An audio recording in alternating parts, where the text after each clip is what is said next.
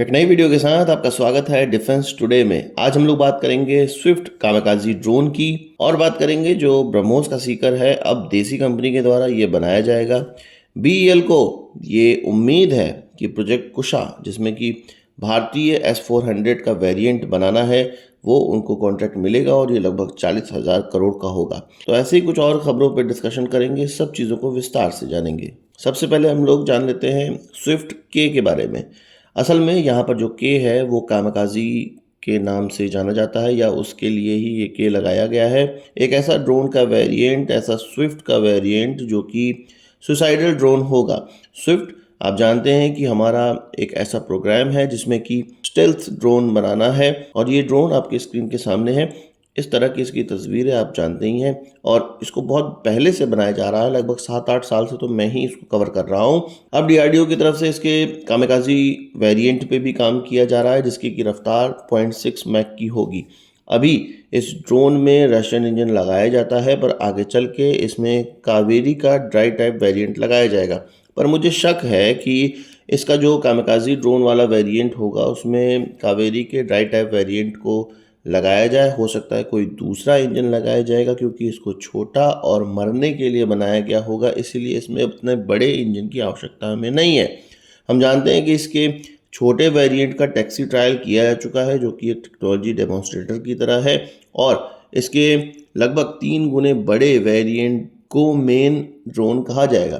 पर ये जो कामाकाजी ड्रोन है ये इस छोटे वेरिएंट और बड़े वेरिएंट, या आप कह सकते हैं स्केल डाउन वेरिएंट और स्केल अप वेरिएंट के बीच का ही कोई वेरिएंट होगा, जो कि एक कामाकाजी ड्रोन की तरह इस्तेमाल किया जाएगा। अभी हम लोगों ने भारत पाकिस्तान का जो युद्ध देखा है उसमें ड्रोन की कितनी महत्व है और भारतीय ड्रोन किस तरह से पाकिस्तान की कमर तोड़ चुके हैं, ये हमने देखा है।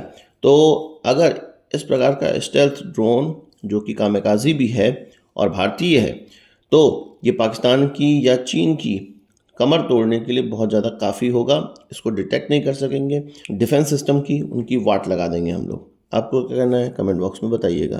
बात कर लेते हैं ब्रह्मोस के सीकर की। अब जानते हैं कि सीकर का महत्व टारगेट एक्विजिशन और टारगेट पर गिरने के लिए किसी भी मिसाइल के लिए होता है। ब्रह्मोस का जो सीकर है वो अभी भी रशिया से आता है और इसका भारतीय वेरिएंट तैयार किया जा रहा है। काफ़ी ट्राई करने के बाद डेटा पैटर्न्स के द्वारा इसका निर्माण किया गया और डीआरडीओ की मिसाइल में इसको लगा कर देखा गया और इसका ट्राई किया गया। और जिस ब्रह्मोस में ये सीकर लगा हुआ है, इसका एकदम जो ट्रायल हुआ वो टेक्स्ट बुक ट्रायल हुआ। जिस तरह से रशियन सीकर के साथ ये बिहेव करता है, काम करता है, कुछ उसी प्रकार से डेटा पैटर्न्स के सीकर के साथ भी काम किया।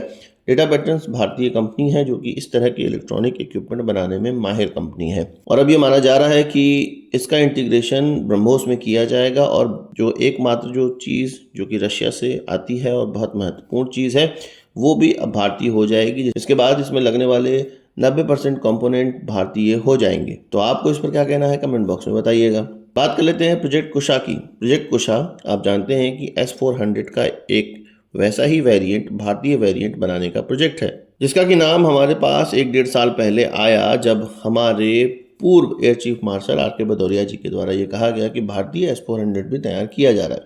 अब BEL भारत इलेक्ट्रॉनिक्स लिमिटेड के द्वारा ये कहा गया है, उसके CMD के द्वारा ये कहा गया है कि वो एक्सपेक्ट कर रहे हैं कि 40,000 करोड़ रुपए का प्रोजेक्ट उनको प्रोजेक्ट कुशा से मिलेगा। उनका ये कहना है कि DRDO और BEL इस पर काम कर रहे हैं, और DRDO जब इंटीग्रेटर डिसाइड कर देगा जो कि इसको इंटीग्रेट करेंगे, उसके बाद अगर 2 इंटीग्रेटर भी डिसाइड किए जाते हैं तो BEL को कुछ 40,000 करोड़ रुपए का काम मिलने की संभावना है। और अगर एक इंटीग्रेटर डिसाइड होता है तो वो तो BEL है ही, और DRDO के साथ लगा हुआ भी है। इंटीग्रेटर डिसाइड होने या प्रोटोटाइप डेवलपमेंट में जो समय लगेगा वो लगभग 12 से 18 महीनों का लगेगा। इसके बाद यूजर ट्रायल के लिए जाएगा, जिसमें 12 से 36 महीने और लग सकते हैं, और कुल मिला के लगभग 4 से 5 सालों में हमारा प्रोजेक्ट कुशा के तहत long distance air defence system है जो कि S-400 की कैपेबिलिटी रखेगा, वो तैयार हो जाएगा। कुल मिला के बाद ये है कि BEL की तरफ से इसके लिए इलेक्ट्रॉनिक्स का काम, रडार का काम किया जाएगा, ये अब क्लियर हो चुका है। जैसे कि आकाश मिसाइल के लिए BEL की तरफ से इलेक्ट्रॉनिक्स का काम किया गया और आकाश मिसाइल की कैपेबिलिटी अब हम लोग देख ही रहे हैं, उसी तरह हम लोग ये उम्मीद करेंगे कि प्रोजेक्ट कुशा में भी इतनी ही या इससे ज़्यादा कैपेबिलिटी हो। बात कर लेते हैं चीन की। चीनी इक्विपमेंट जिस तरह से भारत पाकिस्तान युद्ध में पिटे हैं, उनकी जो सेल है वो कम हो गई है। पहले भी कम हो रही थी, वो तो चीन अपने ग्राहकों को लोन पर ये इक्विपमेंट दे देता था, इसलिए उनकी सेल जो थी वो हो रही थी और मेनली पाकिस्तान के अंदर हो रही थी। और अब चीन ने अपनी सेल बढ़ाने के लिए एक ऐसे एयरक्राफ्ट को पाकिस्तान के सामने रखा है या पाकिस्तान को बेच रहा है जो कि J-35A के नाम से जाना जाता है। ये एक ऐसा एयरक्राफ्ट है जो कि F-35 का डुप्लीकेट एयरक्राफ्ट लगता है, पर ये ट्विन इंजन के साथ आता है। कहा जा रहा है कि 1 या 2 स्क्वाड्रन पाकिस्तान को ये एयरक्राफ्ट बेचा जाएगा। जिस तरह से J-10 उनको अचानक से बेचा गया और सारे डिलीवर कर दिए गए, उसी तरह से ये J-35 भी उनको बेचा जाएगा, जिसके माध्यम से वो विश्व में ये दिखाना चाहेंगे कि देखो हमारा aircraft 5th generation aircraft Pakistan के अंदर भी इस्तेमाल हो रहा है और दूसरे देशों को भी वो ये प्रोजेक्ट करेंगे।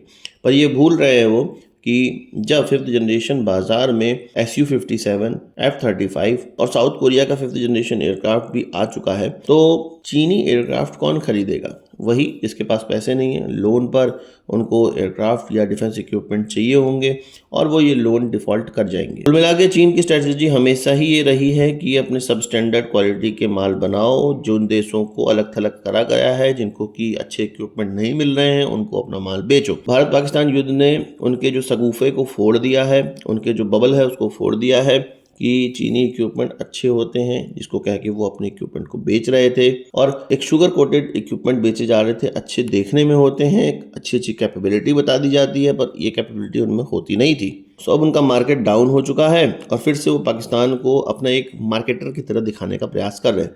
आपको क्या कहना है इस पर कमेंट बॉक्स में बताइएगा। बात कर लेते हैं भारत की तरफ से एक ऐसा advance satellite navigation system jammer develop किया गया है जो कि केवल और केवल चीन के बाइडू को बंद कर सकता है।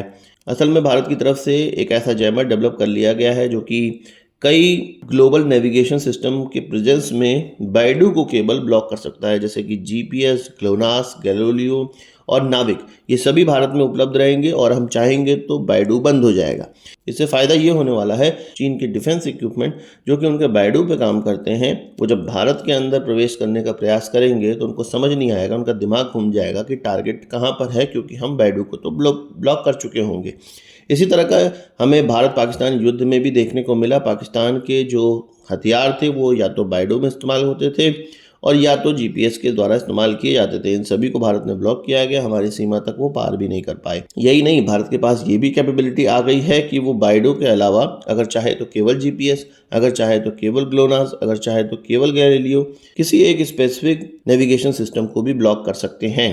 तो ये कैपेबिलिटी अब आगे चल के जो युद्ध का भविष्य है वो डिसाइड करेगी। साथ ही साथ हमें ये भी मानना चाहिए कि हमारे जो प्रतिद्वंदी देश हैं उनके पास भी इस प्रकार की कैपेबिलिटी होगी और उस हिसाब से हमें काम करना होगा।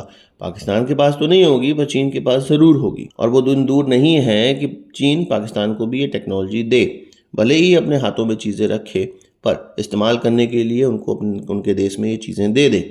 तो भारत को उस हिसाब से तैयार रहना पड़ेगा। पर अभी हमें ये खुशी होनी चाहिए कि हमने इस प्रकार की कैपेबिलिटी प्राप्त कर ली है कि चीन के बाइडू को हम आसानी से अपने देश में ब्लॉक कर सकते हैं, उनके हथियारों को एक टॉय की तरह बना सकते हैं।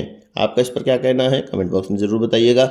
आज की इस वीडियो के लिए बस इतना ही। आशा करता हूँ कि वीडियो पसंद आया होगा, आप उसको एक बड़ा थम्स अप जरूर देंगे। इस वीडियो संबंधी सवाल सुझाव हो कमेंट बॉक्स में जरूर लाइएगा और यदि आपने हमारा चैनल सब्सक्राइब नहीं किया उसे भी कर लीजिए, क्योंकि हम इस प्रकार की वीडियो लाते रहते हैं। नमस्कार, थैंक यू, जय हिंद।